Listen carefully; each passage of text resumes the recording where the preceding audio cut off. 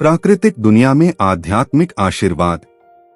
हम जीवन में भौतिक चीजें प्राप्त करने में बहुत समय व्यतीत करते हैं। भोजन प्रतिदिन खरीदा और तैयार किया जाता है।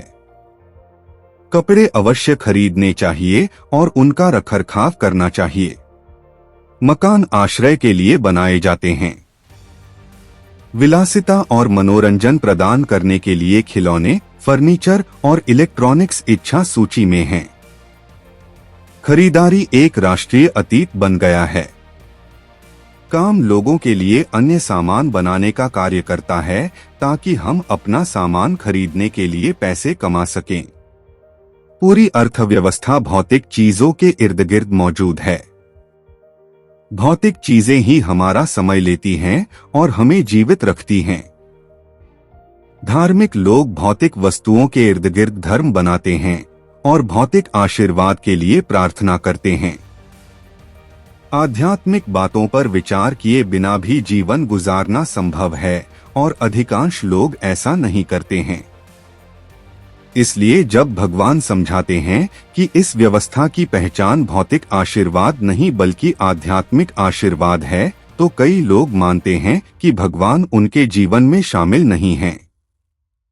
परंतु मनुष्य परमेश्वर की आत्मा की बातें ग्रहण नहीं करता क्योंकि वे उसके लिए मूर्खता हैं और वह उन्हें नहीं जान सकता क्योंकि वे आत्मिक रूप से पहचानी जाती हैं। 1 कुरिन्थियों 2:14। फिर भी जो सबसे अधिक आवश्यक है वह भौतिक नहीं बल्कि आध्यात्मिक है। आध्यात्मिक चीजों का मूल्य। यीशु ने इस्राएल को अपनी सेवकाई में सिखाया, चौकस रहो और लोभ से सावधान रहो क्योंकि मनुष्य का जीवन उसकी संपत्ति की बहुतायत से नहीं होता। लूका 12:15। यदि मनुष्य सारे जगत को प्राप्त करे और अपना प्राण खोए तो उसे क्या लाभ। मरकुस 8:36। सुलेमान ने भौतिक धन के बारे में यह ज्ञान लिखा, वह है जो अपने आप को धनवान बनाता है परंतु उसके पास कुछ भी नहीं है। नीति वचन 13:7। ईश्वर एक आत्मा है। मनुष्य को जीवित आत्मा बनाया गया। धूल से बने हमारे मांस से भी अधिक मूल्यवान कोई चीज है। पौल लिखते हैं कि सबसे अधिक लाभदायक क्या है, क्योंकि शारीरिक व्यायाम से थोड़ा लाभ होता है परंतु भक्ति से उस जीवन की जो अभी है और आने वाले जीवन की प्रतिज्ञा होती है, सब बातों में लाभ होता है। 1 तीमुथियुस 4:8। एक आध्यात्मिक व्यवस्था। ईश्वर की ओर से वर्तमान व्यवस्था राज्य, 100 गुना धन, अधिक भूमि या दैनिक रोटी के रूप में भौतिक आशीर्वाद नहीं है। वर्तमान व्यवस्था की पहचान आध्यात्मिक चीजें हैं, अनुग्रह और विश्वास। ये हमारी सांसारिक आवश्यकताओं की तुलना में अनंत काल तक हमारे लिए कहीं अधिक लाभदायक हो सकते हैं। 2 कुरिन्थियों 4:17-18। क्योंकि हम इस संसार में कुछ भी नहीं लाए और यह निश्चित है कि हम कुछ भी लेकर नहीं जा सकते। 1 तीमुथियुस 6:7। आज हमें ईश्वर से जो आशीर्वाद प्राप्त होता है वह आध्यात्मिक प्रकृति का है।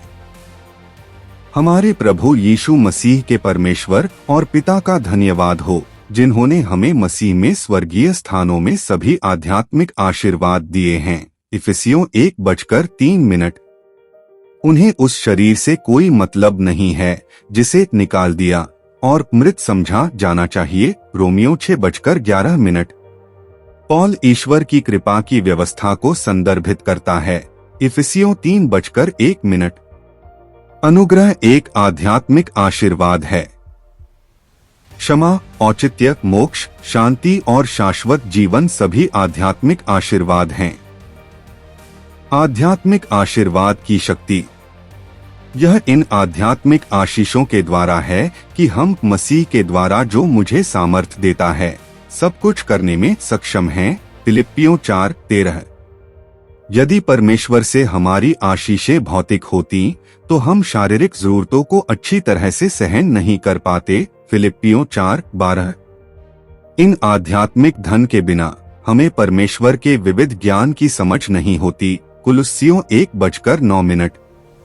आत्मिक आशीर्वाद हमें परिपक्व और स्थिर बनाते हैं। रोमियो 1:11। वे हमें जीवन और शांति देते हैं, क्योंकि शरीर पर मन लगाना मृत्यु है, परंतु आत्मिक मन लगाना जीवन और शांति है। रोमियो 8:6।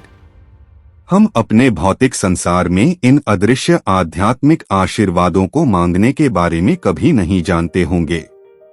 यही कारण है कि हम नहीं जानते कि हमें किस चीज के लिए प्रार्थना करनी चाहिए। रोमियो 8:26। यदि हमारा आशीर्वाद भौतिक होता तो हमारी सूची 1 मील लंबी होती। केवल जब हमारी आंखें आध्यात्मिक चीजों की वास्तविकता के प्रति खुलती हैं, तभी हम ईश्वर के प्रचुर आध्यात्मिक आशीर्वादों को देख सकते हैं जो आज हमें मुफ्त में दिए गए हैं। दुनिया और ईसाई धर्म को मानने वाले बड़े हिस्से ईश्वर के हस्तक्षेप के प्रति इस उम्मीद में अंधे बने रहते हैं कि वह स्वर्ग से भौतिक आशीर्वाद बरसाएंगे। भगवान उनके जीवन से गायब नजर आते हैं। वे अपने अस्थायी जीवन में आध्यात्मिक आशीर्वाद को बेकार मानकर अस्वीकार कर देते हैं।